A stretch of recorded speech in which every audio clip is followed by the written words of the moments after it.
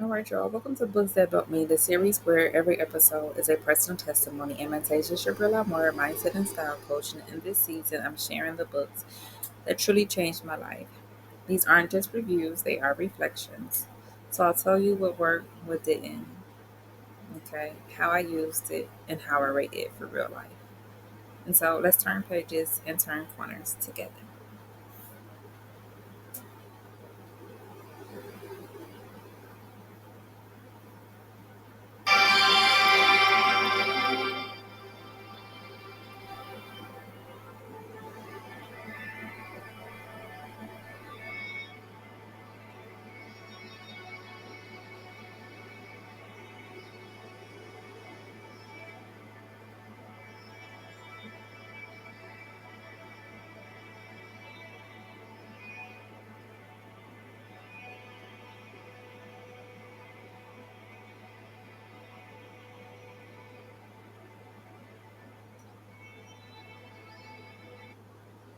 Okay. All right. Now, so this is episode 4, and this is going to deal with pattern interrupt.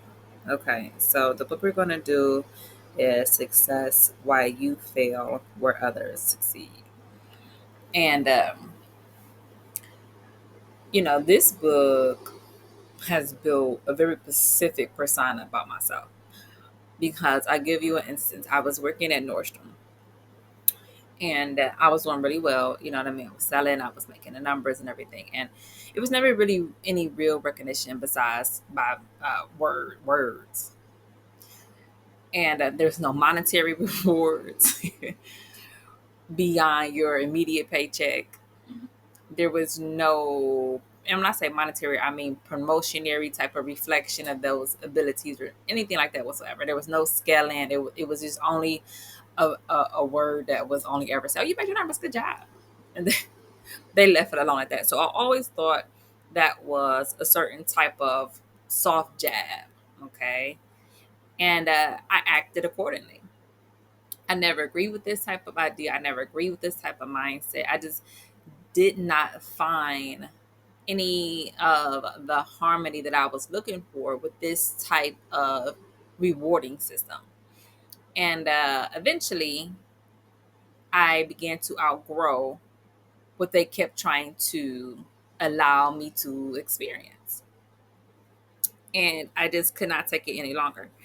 And what I learned is that people will rather give someone else a just due because they're jealous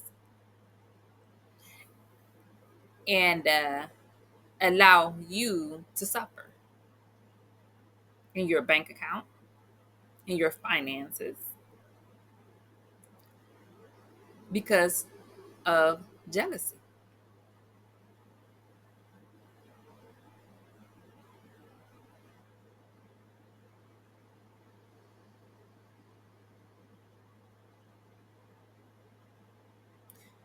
And so when I left Nordstrom on the second floor in the women's department, there was a Karina Russell.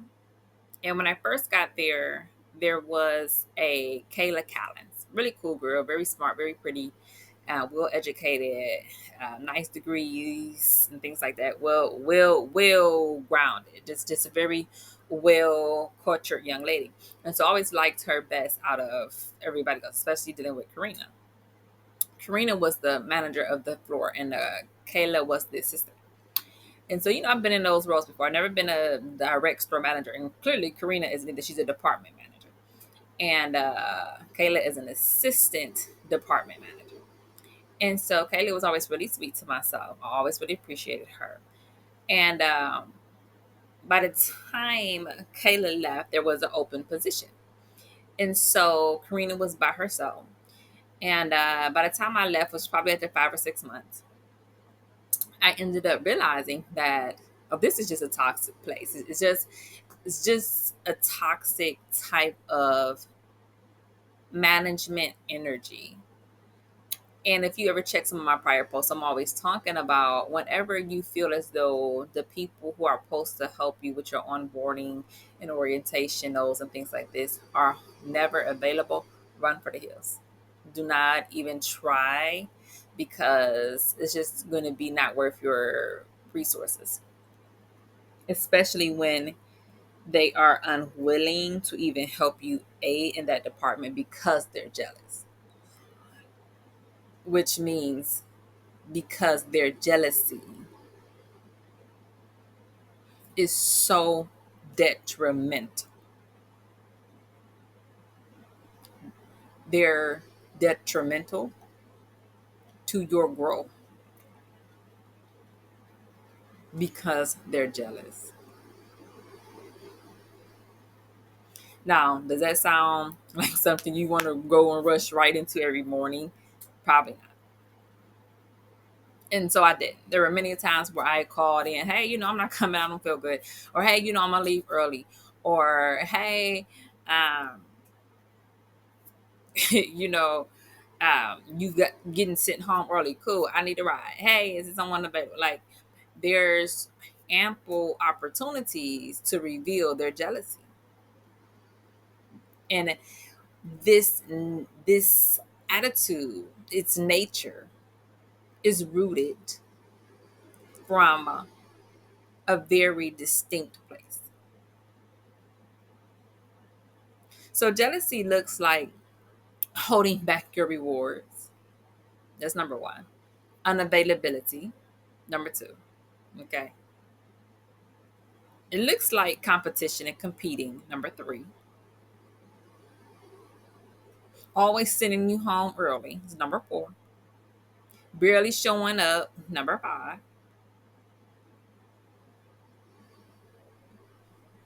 And just the overall negative vibe and feeling is number six. Number seven, you have instances where the owners are just too high up, so you're never allowed to spend any time with them. That's number seven. The customers can kind of sort of imagine this place going under. That's number eight. Number nine is usually an ignorance, a profound silence. Number 10 can also be the fact that there's a lack of cohesiveness.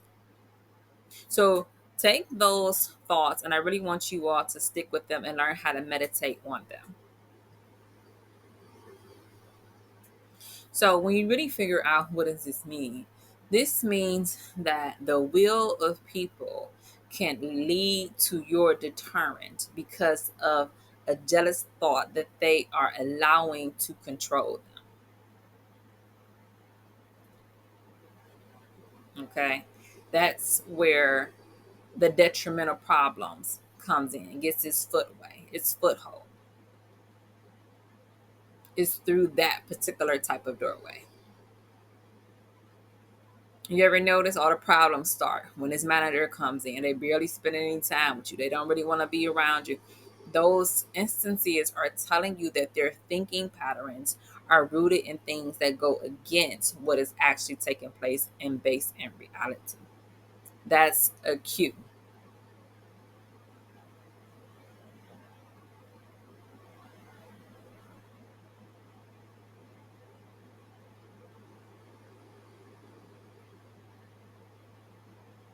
For my ladies who are aiming to become who you're meant to be, to heed.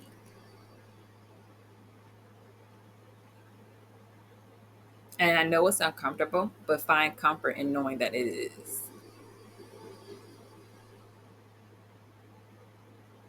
And Kayla left, so then Karina is alone, all right, to do everything, which I guess is kind of sort of reaping what you sow. You don't want any help. You don't want a good person to be beside you to help you and lead you. You can't get over your petty jealousies. So now your floor suffers. It's the least organized out of all three because of your leadership's petty, unpleasant petties of mindsets and thoughts and thinking patterns. And now we notice it. We notice a failure to lead from a high place in your thinking. And Karina's kind of frumpy. She's short, uh, has extremely short hair, uh, wears bunches of different weaves that just looks like you made them herself. She's knowledgeable in certain areas, but in other ones, I've noticed that she totally lacks certain type of elegancies. And it's almost like iron can sharpen iron. Whatever your weak spot is, a person will be that, and it counterbalances it. But when you allow those petty jealousies to intercede and intercept your blessings, you stumble and you fall, and it's harder to get up. Most people never will get back up.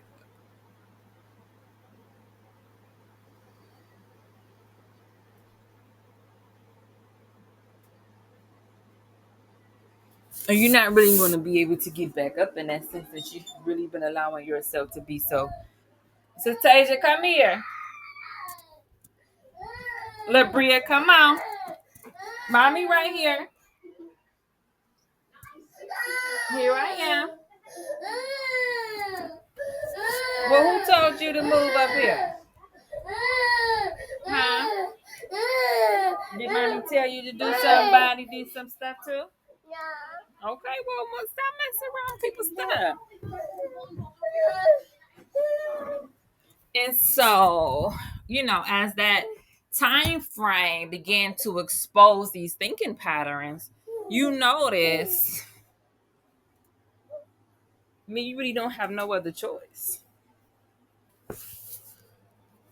So the thinking pattern is revealing a very high turnover rate, a turnover rate that actually has begun to experience too high of rates. And it's negative. It's adversely affecting their ability to scale their quarters. I noticed by the time I started to notice these things that there were less shoppers than usual. The numbers were horrible. And so people really just did not want to be around that type of energy. And you can tell it was obvious, it was clear, it was straightforward. And as we kind of look back, it only has gotten worse because of your inability to lead properly. And you can't really get upset because when you had a chance to really make something out of nothing, so necessarily, you know what I mean, how that old saying goes, but it's very true. You had a perfect opportunity, and she always would go to the white women every trip. She always went to the white women. Every white woman that was on our sales floor, she just totally treated them like, they were just a cream of the crop. And I'm not saying that these women were mean or that they had any other issues, because I really like one in particular, so to speak, much more than some of the other ladies that were there. And that, y'all probably already know that. I'm just going to act like y'all my besties that you do. That's Laura. Tall, pretty young lady. She always spoke to me really well.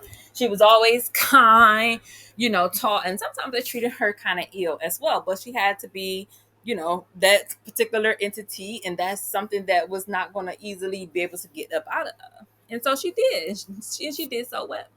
So I guess it earns the credit that that person's name is in that derogatory light when it comes to dealing with Karina. Because again, whenever somebody's doing something that's really well, the person who always is unable to express their thoughts, yeah, she did, when in a manner that's healthy, they're going to resort to jealousies, and that again is a cue. You have to always pay attention to what's taking place. You have to do those things. So, am I saying that it's easy? No, I tell you all the time how challenging life is. But you know what I mean. At the same time, in Tokyo, what you gonna do? You gotta feed your family, right? You gotta be kind and nice. Do that, baby. I'm not. I'll shut the door and keep it for a second. So, as I was getting ready to figure out what else was taking place on these type of things, and you'll sit back, right? You kind of take a second and figure out what everybody else is doing, what everybody else is saying before you decide to do whatever else it is that you want to do, right? And when you really are kind of sort of having those type of energy in those spots in those places that's going on necessarily, and you can, you know what I mean, go ahead on and do what you up to at that particular point in time, you have to notice. You have to really sit back and take everything in. So they start to bring in different type of people to apply. It was all these hiring events. Every time it's the anniversary sale, it's always something else that's going on. And I'm going to go more in depth in this particular type of skill when it comes to dealing with what everybody else has to say all of the time.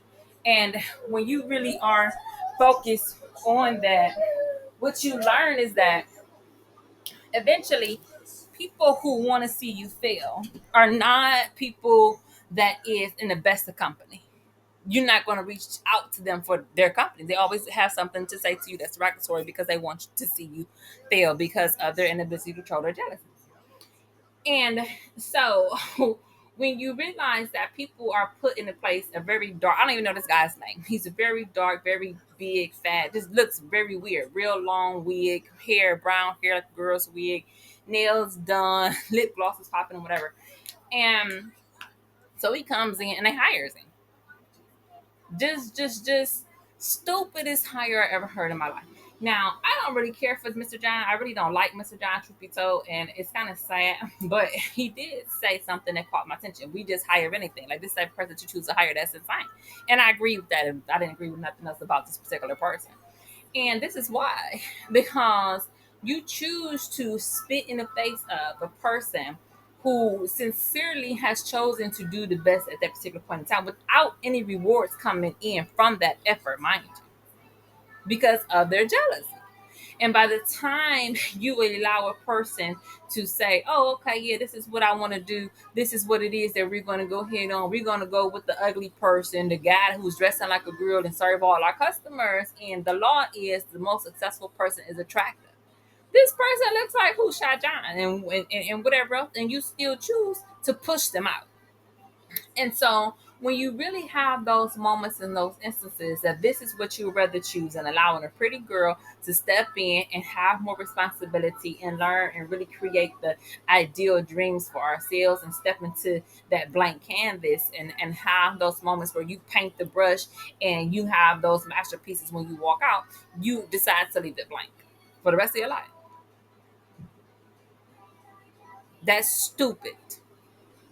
So the fact that it looks like, yeah, I failed, even though they picked a black, big, girly guy and to succeed for whatever reason, but always keep what that sounds like in mind. It sounds like a jealousy. And my first thought is that sounds like jealousy. I mean, but that's not something that nobody else has to really go head on because Karina Russell's issues are rooted in jealousy. There was never no, okay, let's get together. And it's sad because now at this point, I don't even have the patience because it takes just a smidget of it, much damn energy and patience to deal with entities that are similar to Karina Russell's character. In the first place, to begin with, don't you call me, oh yeah, Antasia. You want to go back and forth. You want to literally put your jealousies into the point that you attack me. And I'm supposed to be mad because you succeeded where I failed, huh? I look better than you. Why am I gonna be mad? I created more than you did. Why am I gonna get upset? You had an opportunity to create just as much as I did, but what did you do with yours? You chose to allow someone to succeed where I was supposed to, but then chose me to go ahead on and do the failure. That's what you did when you was presented with yours, boo. So who gonna get mad, me or you? You. I'm good. I'm creating. I created what I did, how I chose to have done, what it was that I was presented with. So yeah, if you got a problem and you want to go and up your life, do what the girlies say. Yeah, read you a book or two, boo.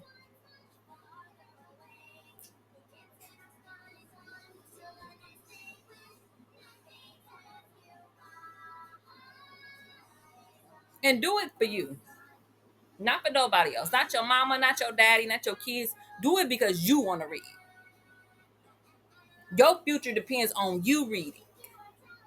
Your future is rooted in what you want to see yourself succeed at. They don't know what's best for you, but it's better than what you do.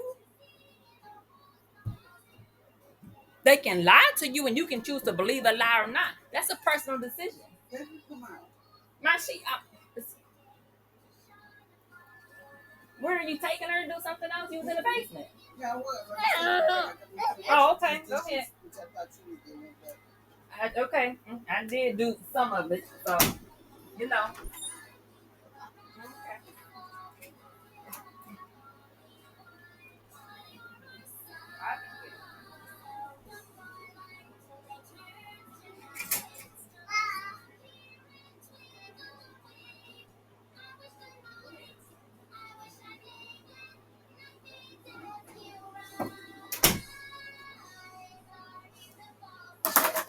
So, anyway, just be very mindful. Everybody, you don't always have your best interest at heart. Your colleagues, your parents, everybody always can have an ulterior motive. So always be mindful of your surroundings, what people are saying to you, how they've been treating you. Every time they have a problem with something, is you the first one that they turn to with all of their drama and it hurts your feelings? Is that the only reason why they ever is there? That's the only reason when you ever see them? Pay attention.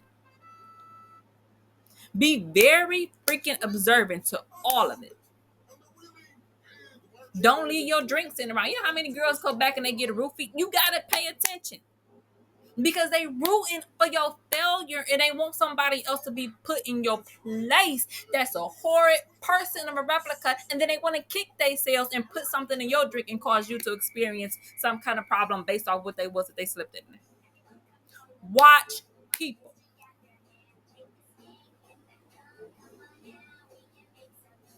Now, this was a very interesting read. I have not really read another book like this. It's very short. I guess short and sweet and to the point, if you will.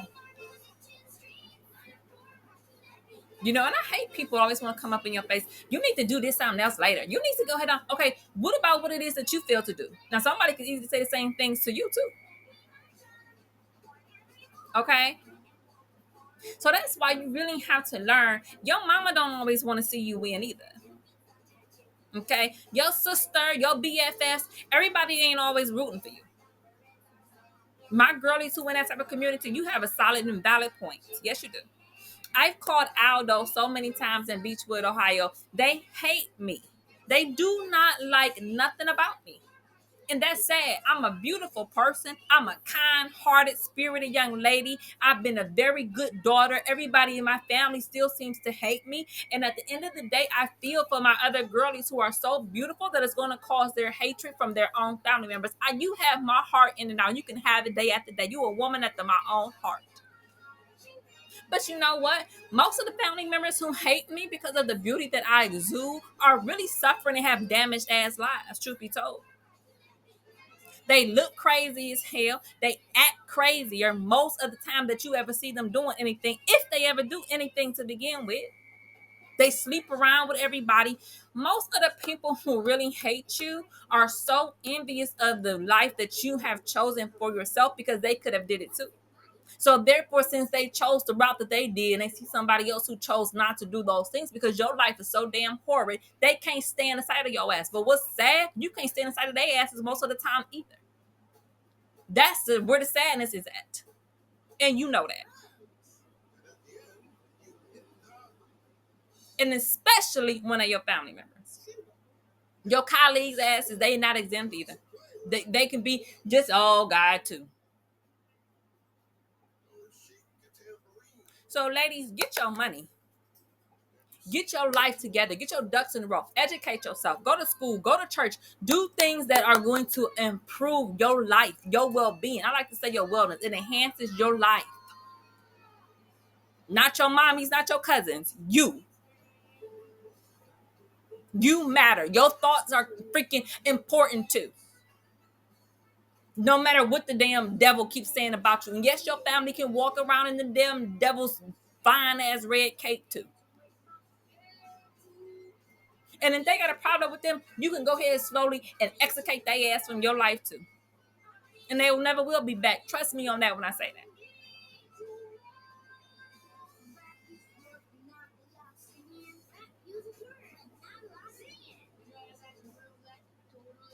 All right. So I guess we're gonna go ahead on now. So you know what, y'all? Thanks for joining me on this journey, especially through the books that built me. If this episode sparked something for you or reminded you of your own growth, share it, rate it, and keep reading with intention. I'll be back next week with another story, and I'm definitely going to rate this book a close like 4.5, and with another shift as well, and or another book that helps shape the woman I am today.